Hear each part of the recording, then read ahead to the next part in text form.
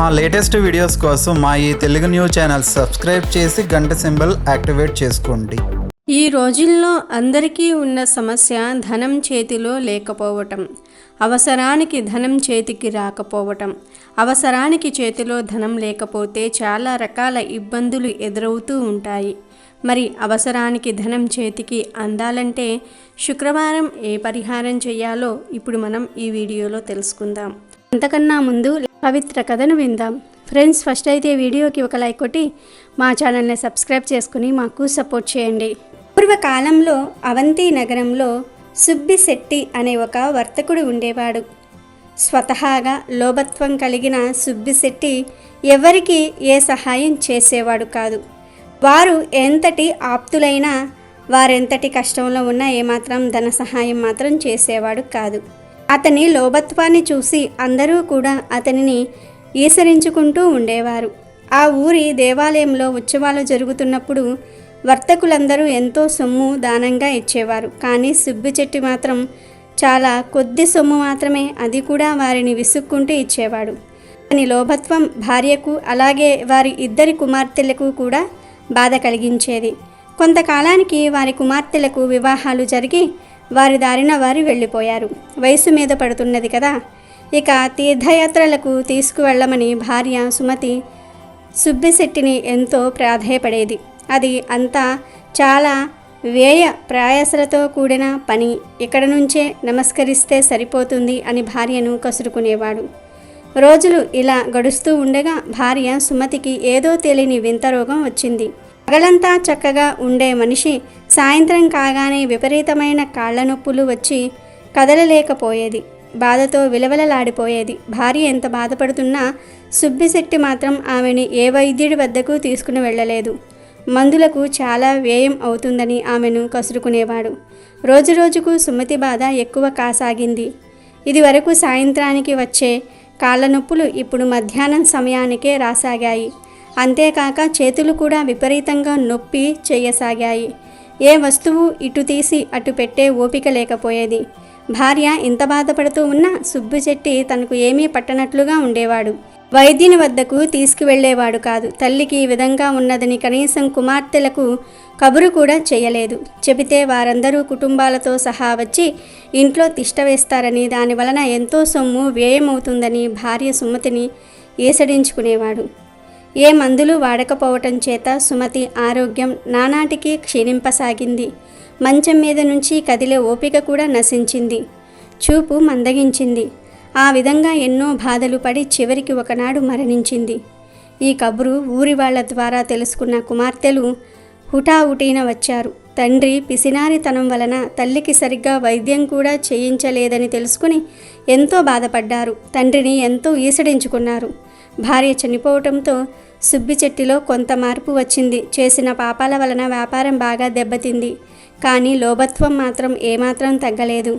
కొన్ని నెలలు వ్యాపారం సరిగ్గా లేక చాలా నష్టం వచ్చి చివరకు ఉన్న ఇల్లు కూడా అమ్మవలసి వచ్చింది.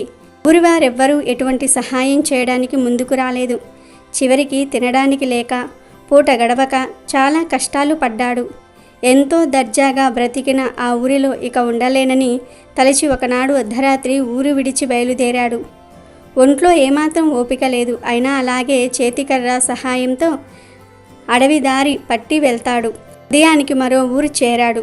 అక్కడ 2 రోజులు ఉండి ఆ ఊరు వారు కూడా తనను గుర్తించటం చేత అవమాన భారం భరించలేక అక్కడ నుండి ఒకనాడు అర్ధరాత్రి ఊరు విడిచి బయలుదేరాడు.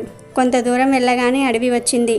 అంతా చీకటిగా ఉంది. సరిగ్గా తిండి కూడా లేకపోవటం చేత నడక కూడా సరిగ్గా రావటం లేదు. ఒక్కసారిగా ఎదురుగా ఎలుగుబంటి కనిపించింది. సుబ్బిశెట్టి పై ప్రాణాలు పైనే పోయాయి. ఎలుగుబంటి భీకరంగా అరుస్తూ సుబ్బిశెట్టిపై దూకబోయింది. ఒక్కసారిగా జరిగిన ఈ పరిణామానికి సుబ్బిశెట్టి ఒళ్ళు జల్తరించింది. ప్రాణాలు అరచేత పట్టుకుని పరుగులంకించుకున్నాడు. కాళ్లకు ముళ్ళు గుచ్చుకుంటున్నా లెక్క చేయక ఒంట్లో లేని ఓపిక తెచ్చుకొని పరిగెత్తసాగాడు. ఎలుగుబంటి కూడా భీకరంగా అరుస్తూ అతను వెనకనే రాసాగింది. ఇలా కొంత దూరం వెళ్ళిన తర్వాత సుబ్బిశెట్టికి ఒక పాడుపడిన భవనం కనిపించింది. ఒక్కసారిగా లోపలికి పరిగెత్తి ఏమాత్రం శబ్దం చేయకుండా దాక్కున్నాడు. లోపలంతా గట్టిగా చీకటిగా ఉన్నది. అయినా కిక్కురు మనకుండా దాక్కున్నాడు. ఎలుగుబంటి కాసేపు చుట్టుప్రక్కల తిరిగి తన దారిన తాను వెళ్ళిపోయింది. ఆ చీకట్లో సుబ్బిశెట్టి దాక్కున్నది ఒక పురాతన లక్ష్మీదేవి ఆలయం. ఇంతకు మునుపు ఎలుగుబంటి భయం చేత ఇక వేరే భయం తోచలేదు. అని ఇప్పుడు ఈ కటిక చీకట్లో కూర్చోవాలంటే సుబ్బిశెట్టికి విపరీతమైన భయం వేసింది. నెమ్మదిగా అటూ ఇటూ తడుముకుంటూ 2 రాళ్లు సంపాదించి వాటితో కొంత వెలుగు రాగానే ఎదురుగా చూసిన దృశ్యానికి అతడికి ఆశ్చర్యం వేసింది. ఆ వెలుగులో శ్రీ మహాలక్ష్మి విగ్రహం కనిపించింది. తాను ఉన్నది మహాలక్ష్మి ఆలయమని అర్థమైపోయింది. పాడుబడి ఎవ్వరూ పట్టించుకొనక శిథిలావస్థలో ఉన్నదని గమనించాడు. ఎంతో బూజుపట్టి ఉన్నది. చీకటిగా ఉండటం చేత అమ్మవారి విగ్రహాన్ని చూసి భయపడ్డాడు. నిత్య ధూప దీప నైవేద్యాలు లేకపోవటం వలన విగ్రహం చూపరులను భయపెట్టేలాగా ఉన్నది. ఏ విధంగానైనా సరే ఇక్కడ దీపం వెలిగించుకోకపోతే తాను ఉండేలా అనిపించటం లేదు. అలాగని బయటకు వెళ్ళాదామంటే ఎలుగుబంటి భయం.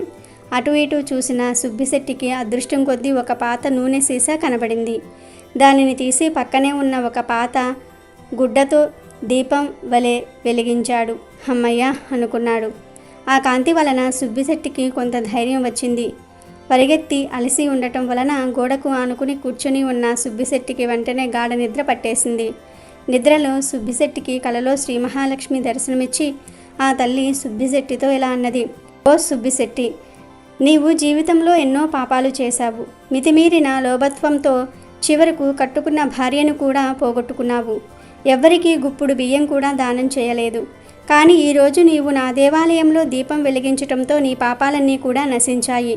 ఎన్నో సంవత్సరాలుగా ఈ దేవాలయం ఎవరూ పట్టించుకోలేదు. ఇన్నాళ్ల తర్వాత నీవు ఇక్కడ దీపం వెలిగించటంతో నిన్ను నేను అనుగ్రహిస్తున్నాను. ఈ పుణ్యకారంతో నీ పాపాలన్నీ కూడా తీరిపోయాయి. ఇవిగో ఈ బంగారు నాణేలు తీసుకో. వీటితో ఇక ముందు సంతోషంగా ధర్మబద్ధతతో జీవిస్తూ కాలం గడుపు అని అన్నది. తెల్లవారగానే సుబ్బిశెట్టికి మెలకువ వచ్చింది. ఒక్కసారిగా ఆ రాత్రి తనకు వచ్చిన కల గుర్తుకు వచ్చింది. ఆ తల్లి కలలో దర్శనమిచ్చినందుకు ఎంతో ఆనందం కలిగింది. సుబ్బిశెట్టి తాను చేసిన తప్పులకు ఎంతో పశ్చాత్తాపం పడ్డాడు. తన భార్యను చేజేతులాడా పోగొట్టుకున్నందుకు ఎంతో బాధపడ్డాడు. అలా పశ్చాత్తాపడుతూ ఉండగా ఎదురుగా ఒక పళ్ళెంలో బంగారు నాణాలు కనపడ్డాయి. తనకు వచ్చిన కల నిజమేనన్నమాట. ఆహా, తన భాగ్యమేమని చెప్పుదును. శ్రీ మహాలక్ష్మి తనను అనుగ్రహించిందని గ్రహించి ఆ నాణేలను కనుల కద్దుకుని తీసుకుని మరునాడే తన ఊరికి బయలుదేరి వెళ్ళాడు.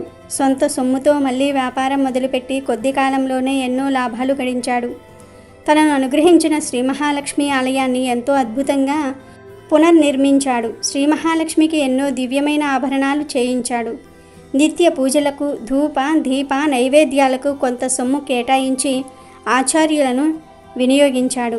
బ్రతికున్నంతకాలం తోటివారికి సహాయపడుతూ దాన ధర్మాలు చేస్తూ జీవించి చివరన ముక్తిని పొందాడు. ఆ వీడియోలోకి వస్తే, మీకు అర్జెంటుగా ధనం కావాలంటే తప్పనిసరిగా శుక్రవారం ఈ పరిహారం చేయండి. ఈ పరిహారానికి ముఖ్యంగా కొబ్బరికాయ కావాలి.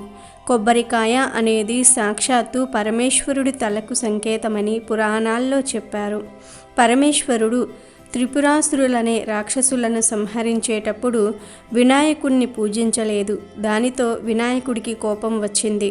ఆటంకాలు కలిగించాడు. అప్పుడు వినాయకుడిని శాంతింపచేయడానికి పరమేశ్వరుడు నీకు ఏం నైవేద్యం సమర్పించాలి అని అడిగితే వినాయకుడు పరమేశ్వరుని నీ శిరస్సునే నాకు నైవేద్యంగా సమర్పించు అని అడుగుతాడు. అప్పుడు పరమేశ్వరుడు బాగా ఆలోచించి తన శిరస్సుతో సమానమైన ఒక కొబ్బరికాయను సృష్టిస్తాడు. అంటే పరమేశ్వరుడి శిరస్సు నుండి ఒక తేజస్సు బయటకు వచ్చి కొబ్బరికాయ అవతరించిందని పురాణాల్లో చెప్పారు.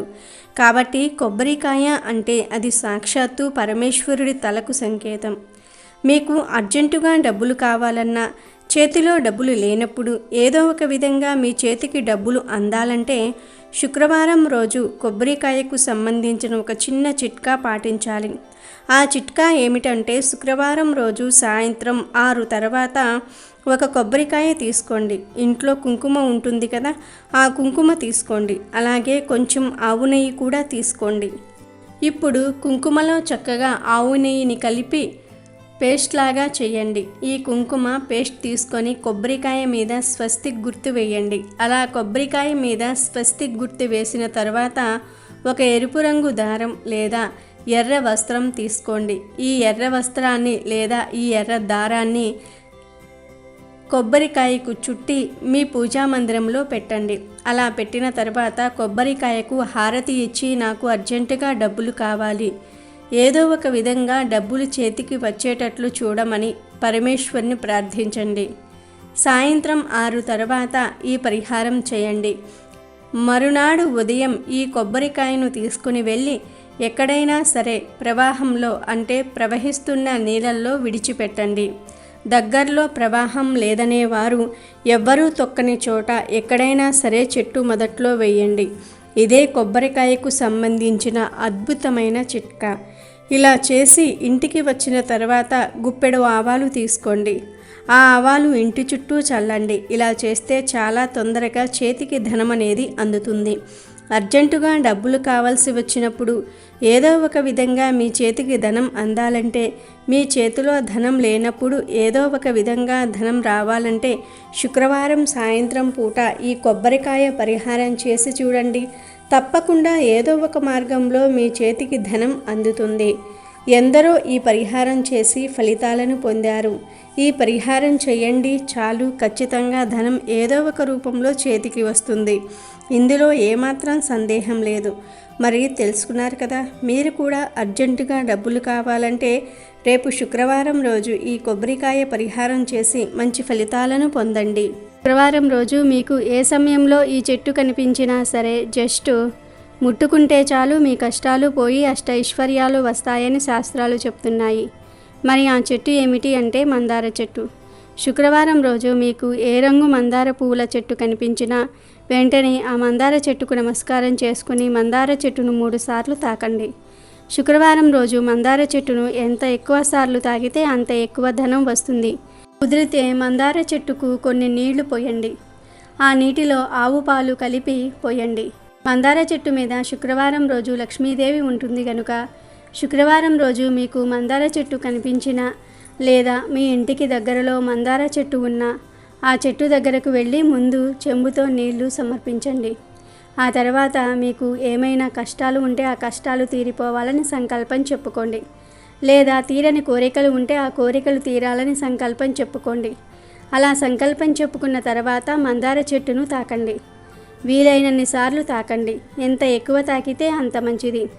ఆడవారైతే ఒక మందార పువ్వును తీసి జడలో పెట్టుకుంటే లక్ష్మీ అనుగ్రహం కలుగుతుంది. ఇక ఆ తర్వాత కాసేపు మందార చెట్టు దగ్గర కూర్చోండి. 5 నిమిషాల తర్వాత ఇంటికి వెళ్ళిపోండి. శుక్రవారం రోజు ఇలా చేస్తే లక్ష్మీ అనుగ్రహం కలుగుతుంది. మీకు ఉన్న కష్టాలన్నీ కూడా తీరిపోతాయి. దరిద్రం మొత్తం పోతుంది. మీరు కోరుకున్న కోరికలు నెరవేరుతాయి. మందార పువ్వు పూజకు అందానికి మాత్రమే కాకుండా అనేక రకాల దోషాలను తొలగించుకోవడానికి కూడా ఉపయోగపడుతుంది. మందార చెట్టును ఇంటి లోపల లేదా ఆవరణలో ఉంచటం వల్ల చాలా ప్రయోజనాలు ఉన్నాయి. ప్రధానంగా మనకు తెలియని వాస్తు దోషం ఏదైనా ఉంటే దాన్ని మందార చెట్టు నివారిస్తుందని పండితులు అంటున్నారు. మందార పువ్వులు ప్రకృతిని అందంగా తీర్చిదిద్ది మనసుకు ఊరటనిస్తాయి. ఈ పువ్వులు దేవుడి పూజకు ఉపయోగపడతాయి. అంతేకాదు అనేక సమస్యల నుండి విముక్తి పొందటంలో కూడా ప్రభావవంతంగా పనిచేస్తాయి. దేవుడి పూజలనే కాకుండా వాస్తుశాస్త్రంలో కూడా మందార చెట్టుకు ముఖ్యమైన స్థానం ఉంది. ఆర్థిక పరిస్థితి మెరుగుపడాలంటే ఆర్థిక సమస్యల నుంచి బయటపడేందుకు హనుమంతుడికి, లక్ష్మీదేవికి ఎర్ర మందార పువ్వును సమర్పించాలని శాస్త్రాలు చెప్తూ ఉన్నాయి. అలాగే మందార పువ్వులు సానుకూల శక్తిని ఇస్తాయి. ఇంటికి తూర్పు దిక్కున మందార చెట్టును నాటడం వల్ల ఇంట్లో ఉన్న నెగిటివ్ ఎనర్జీ తొలగి పాజిటివ్ ఎనర్జీ వస్తుంది. సూర్య బలం కూడా పెరుగుతుంది. గ్రహ దోషాలు పోతాయి. కాబట్టి ప్రతి ఒక్కరూ కూడా శుక్రవారం రోజు మందార చెట్టును ఎంత ఎక్కువగా వీలైతే అంత ఎక్కువగా తాకండి. లక్ష్మీదేవి అనుగ్రహాన్ని పొంది సంతోషంగా జీవించండి. అమెజాన్లో బెస్ట్ డిస్కౌంట్స్ కోసం వీడియో డిస్క్రిప్షన్లో లింకు ఉంది, చూడండి. అలాగే మా టెలిగ్రామ్ ఛానల్ సబ్స్క్రైబ్ చేసుకోండి.